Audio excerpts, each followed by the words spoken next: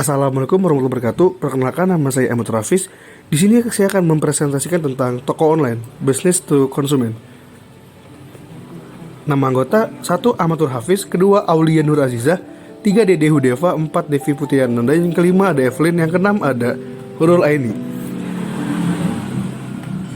1. Pengertian toko online.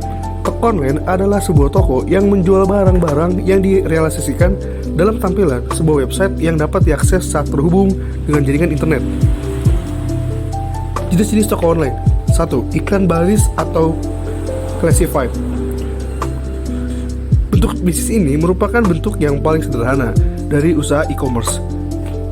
Itu karena bentuk bisnis ini mempunyai ciri-ciri khas di mana penyedia jasa e-commerce tidak terlibat secara langsung dalam proses jual beli yang terlibat. Dalam bentuk bisnis ini, pihak perusahaan e-commerce hanya menjadi media yang mempertemukan antara penjual dan pembeli dalam suatu tempat. Social media shop. Bisnis e-commerce ini yang paling banyak ditemui.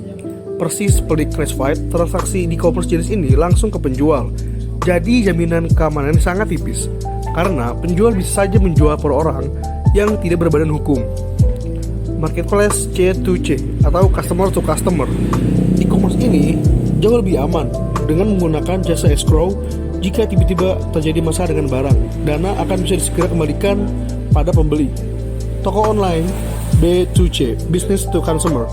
Pada dasarnya, bentuk bisnis ini lebih fokus pada penjualan barang atau produk milik perusahaan e-commerce itu sendiri, sehingga semua keuntungan dari penjualan produk ini murni dimiliki oleh perusahaan e-commerce dan tidak dibagi kepada pihak lain.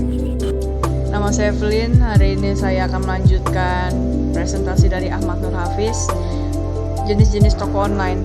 Yang pertama adalah business to business atau B2B. Karakteristiknya trading partners yang sudah saling mengetahui dan antara mereka sudah terjalin hubungan yang berlangsung cukup lama.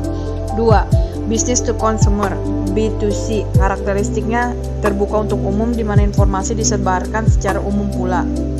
3. Konsumen to konsumen C2C. Karakteristiknya adalah pada lingkungan konsumen ke konsumen bersifat khusus karena transaksi yang dilakukan hanya antar konsumen saja seperti lelang barang.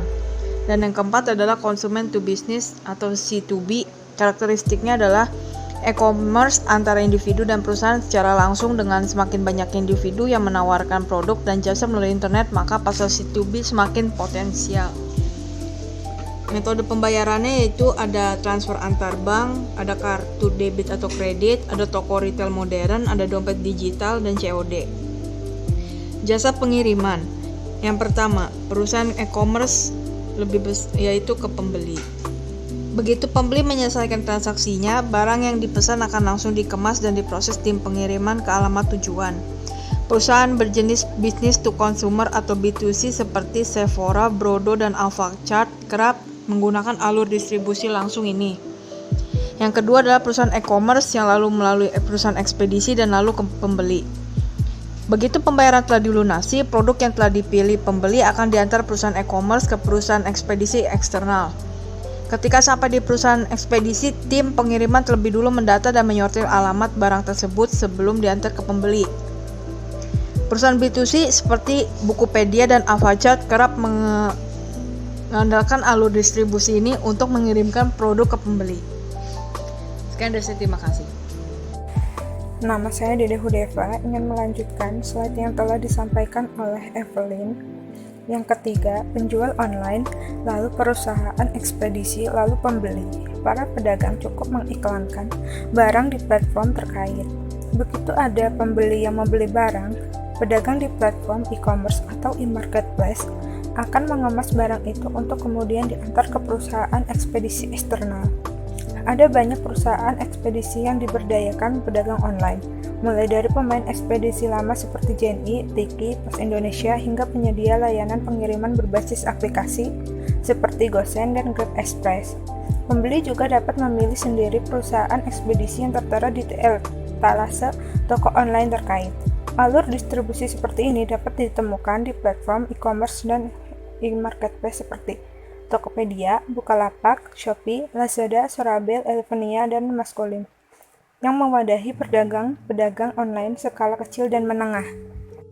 Yang keempat, penjual online, lalu perusahaan e-commerce, lalu pembeli. Di samping menyediakan wadah penjualan, sejumlah perusahaan e-commerce juga menawarkan slot warehouse mereka pada pedagang online sebagai tempat penyimpanan sementara barang yang akan dijual. Selain berguna sebagai tempat penyimpanan sementara, keberadaan warehouse yang dikelola langsung perusahaan e-commerce dapat memudahkan pedagang dalam mengurus aspek pengiriman barang. Dengan kata lain, pedagang menyerahkan inventarisnya ke perusahaan e-commerce untuk menangani setiap pengiriman dengan maksimal, mulai dari pengemasan barang, pendataan alamat, hingga pengiriman ke alamat pembeli. Perusahaan e-commerce B2C seperti Blibli, Zalora, JDID, dan Orami menjadikan alur ini sebagai rantai distribusi utama mereka. Perusahaan yang menggabungkan konsep B2C dan C2C seperti Lazada juga menggunakan alur ini sebagai salah satu opsi pengiriman barang ke pembeli. Nama saya Hurul Aini, saya ingin melanjutkan slide yang telah disampaikan oleh Dede Hudayfa. Selanjutnya ada penjual online, perusahaan e-commerce, perusahaan ekspedisi, pembeli. Alur terakhir ini juga menyertakan slot warehouse sebagai tempat penyimpanan barang. Hanya saja perusahaan e-commerce yang menggunakan alur ini umumnya tidak punya tim kurir sendiri. Karenanya, mereka memanfaatkan perusahaan ekspedisi eksternal untuk memproses pengiriman barang ke pembeli. Ketika pembeli menyelesaikan transaksinya dengan penjual online yang ada di platform e-commerce terkait, barang yang dipesan akan dikemas di warehouse perusahaan e-commerce itu. Setelah dianggap memenuhi prosedur pengemasan, barang itu akan diambil atau dikirim ke perusahaan ekspedisi eksternal. Di perusahaan ekspedisi, barang itu kembali diproses dan disortir berdasarkan daerah tujuan. Setelah semuanya selesai, barang akan mulai didistribusikan ke alamat pembeli.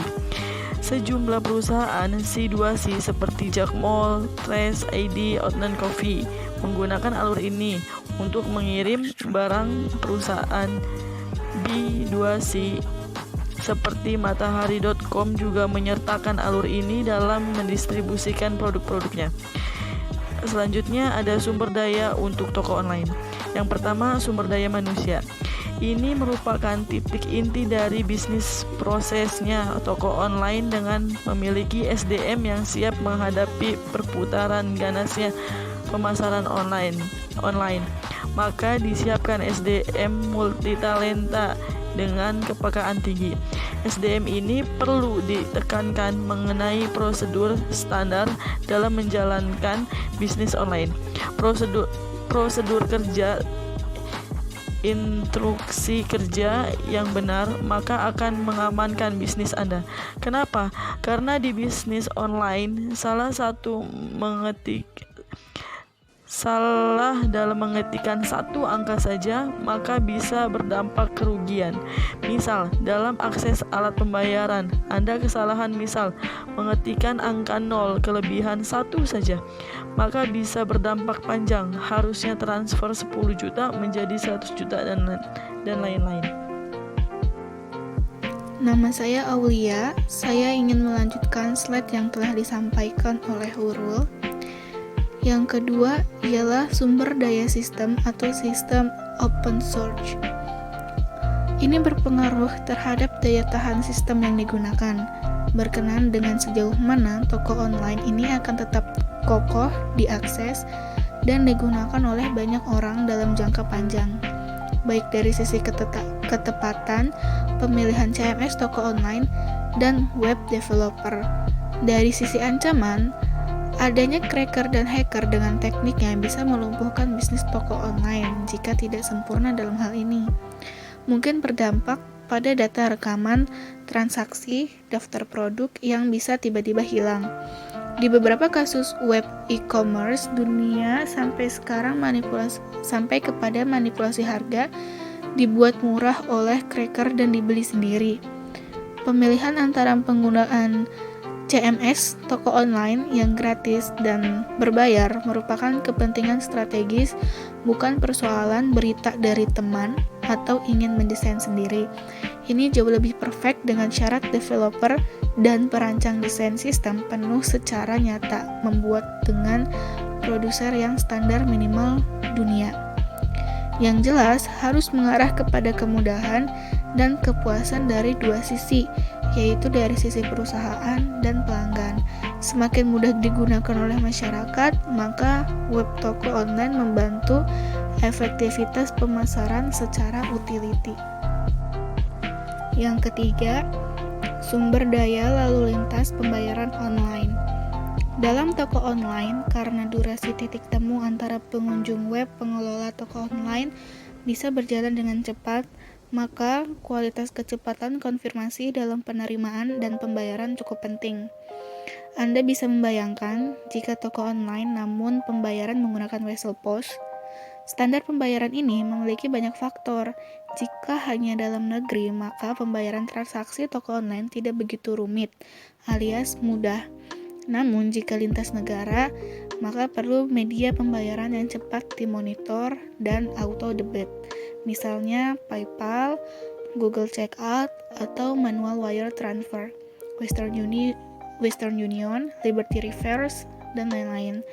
Semuanya mempunyai perbedaan waktu dan biaya pemakaian. Sedangkan PayPal pun ada regulasi dana yang masuk, bisa ditarik kembali jika ada penyalahgunaan secara undang-undang. Assalamualaikum warahmatullahi wabarakatuh. Perkenalkan, nama saya Devi Putri Ananda, NIM 3121879. Saya akan melanjutkan bacaan slide selanjutnya dari Aulia. Sumber daya perangkat keras, server, jaringan internet, PC, atau laptop. Ini merupakan prasyarat, karena dengan memilih server yang tangguh dengan uptime connection lebih dari 95%, maka toko online Anda akan mudah diakses kapanpun. Kemudian, penentuan lokasi data center untuk hosting antara lokasi server Indonesia, Singapura, atau USA. Kemudian, perangkat akses internet merupakan sumber daya wajib karena masyarakat lebih senang via email, IM, atau Facebook. Untuk konsultasi dan lain-lain, jika pasar Indonesia mungkin bisa lewat SMS dan telepon, namun jika pangsa internasional, maka email, IM, atau Facebook adalah bagian dari kewajiban layanan. Bisa dijembatani dengan BlackBerry, PDA, HP, iPhone, dan lain-lain. Laptop atau PC tentu adalah alat wajib dalam manajemen bisnis online.